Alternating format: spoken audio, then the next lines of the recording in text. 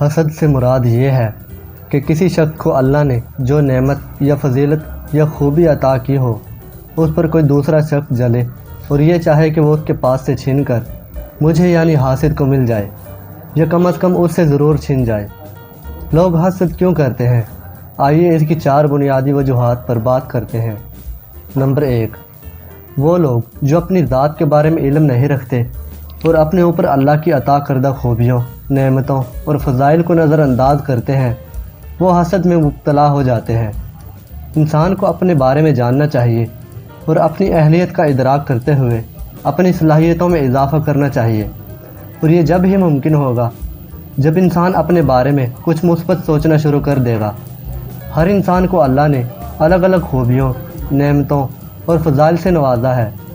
حسد سے بچنے کے لیے ضروری ہے کہ انسان اپنے آپ پر اللہ کی عطا کردہ خوبیوں، نعمتوں اور فضائل کو تلاش کرے۔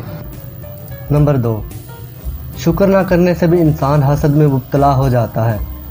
شکر کے معنی یہ ہے کہ انسان اللہ کی طرف سے اپنے آپ کو ملی ہوئی خوبیوں، نعمتوں اور فضائل پر یہ سمجھے کہ اس میں میرا کوئی کمال نہیں ہے، بلکہ یہ اللہ کا مجھ پر احسان ہے، اور وہ ان کو اللہ اور اللہ کی مخلوق کی خدمت میں لگائے۔ جو شخص ایسے شکر کرتا ہے تو وہ دوسروں کو ملنے والی خوبیوں، نعمتوں اور فضائل کو بھی اللہ کی دین سمجھتا ہے اور مطمئن رہتا ہے کہ یہ تو اللہ کا ان پر احسان ہے، اللہ جس کو چاہے کچھ بھی دے سکتا ہے۔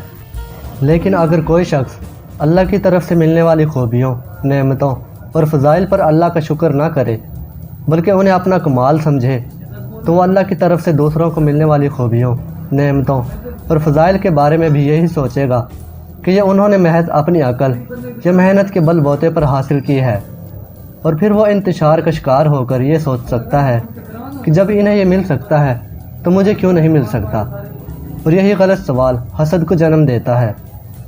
نمبر 3، مادہ پرستی یعنی میٹیریلزم بھی کسی شخص میں حسد کو جنم دیتا ہے۔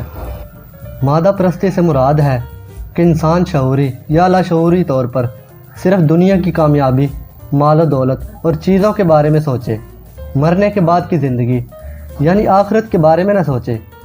جب انسان آخرت کے بارے میں سوچے گا تو وہ اپنے عمل کی فکر کرے گا، اسے اس بات کی امید ہوگی کہ اگر میں آخرت میں کامیاب ہو گیا تو وہاں میری ہر خواہش پوری ہوگی، اور ساتھ ہی اسے اس بات کا خوف بھی ہوگا کہ اگر میں آخرت میں ناکام ہو گیا تو وہاں نہ ختم ہونے والی حسرتیں میرا مقدر بنیں گی۔ تو ایسے حال میں وہ دوسروں سے حسد کیسے کر سکتا ہے؟ نمبر 4، کسی شخص کا ایسے لوگوں کے ساتھ دوستی رکھنا یا ان سے متاثر ہونا جو ہر وقت دوسروں کے معاملات پر حسد کی نگاہ رکھتے ہیں، اس کے اندر بھی حسد کو جنم دے سکتا ہے۔ انسان کی صحبت کا اس پر بڑا گہرا اثر ہوتا ہے۔ اگر کوئی حاسدین کے ساتھ مجبوراً رہتا ہے اور وہ پہلے بتائی گئی 3 وجوہات کو ٹھیک کرنے کی کوشش نہیں کرتا تو ممکن ہے کہ وہ حاسدین کے ساتھ رہ کر حاسد بن جائے۔ امید ہے آج کی ویڈیو آپ لوگوں کو پسند آئی ہوگی۔ اگر آپ اس چینل پر نئے ہیں تو چینل کو سبسکرائب کر لیں تاکہ مزید اپلوڈ ہونے والی ویڈیوز بھی دیکھ سکیں۔ خدا حافظ۔